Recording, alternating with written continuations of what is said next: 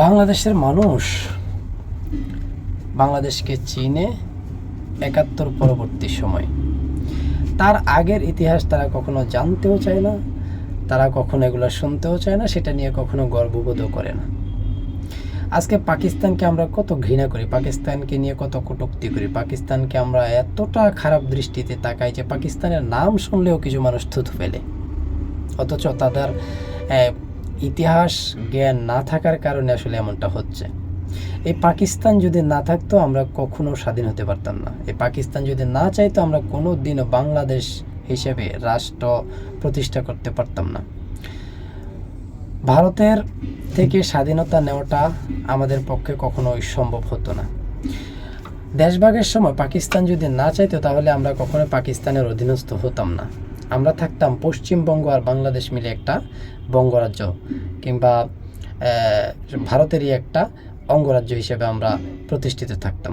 আর আমরা যদি ভারতের অধীনে থাকতাম, ভারতের অঙ্গরাজ্য হিসেবে থাকতাম, তাহলে ভারতের কাছ থেকে স্বাধীনতা নেওয়াটা আমাদের এত সহজ হতো না।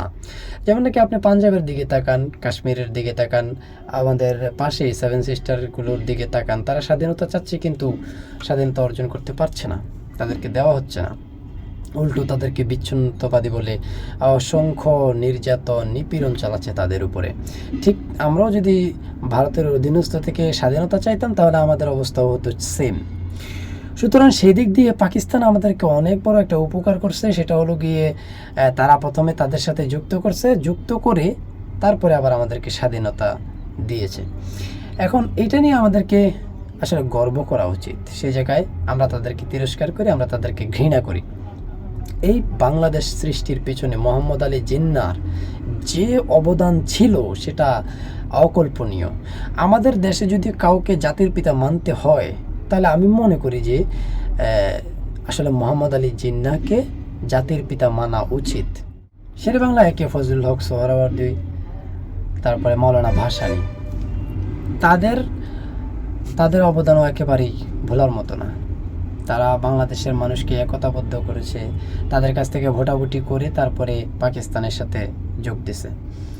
তো সেটার জন্য আসলে তারাও ধন্যবাদ পাওয়ার যোগ্য। তারাও জাতির শ্রেষ্ঠ বীর, জাতির শ্রেষ্ঠ সন্তান। অথচ তাদের মাজারগুলো অবহেলিত, তাদের জন্য রাষ্ট্রীয় কোনো অনুষ্ঠান হয় না, রাষ্ট্রীয় কোনো মর্যাদা তারা পায় না। তো এটা আসলে আমরা জাতি হিসাবে আমাদের জন্য খুবই দুর্ভাগ্য।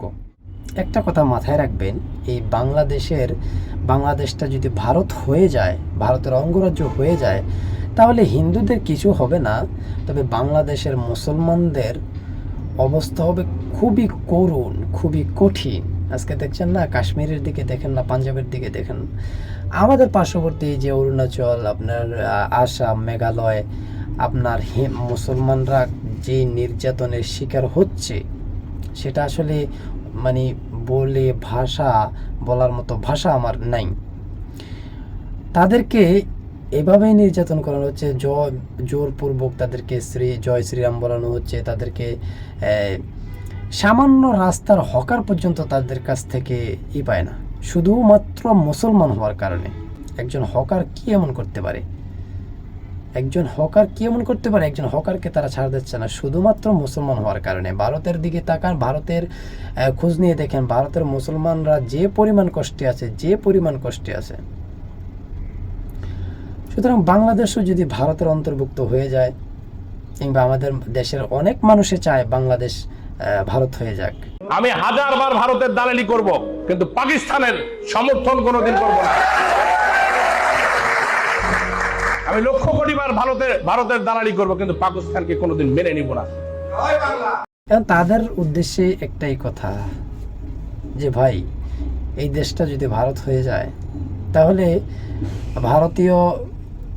ভারতীয়রা যেভাবে মুসলমানদের উপর নির্যাতন করতেছে ঠিক সেমভাবে আমাদের উপরও করবে।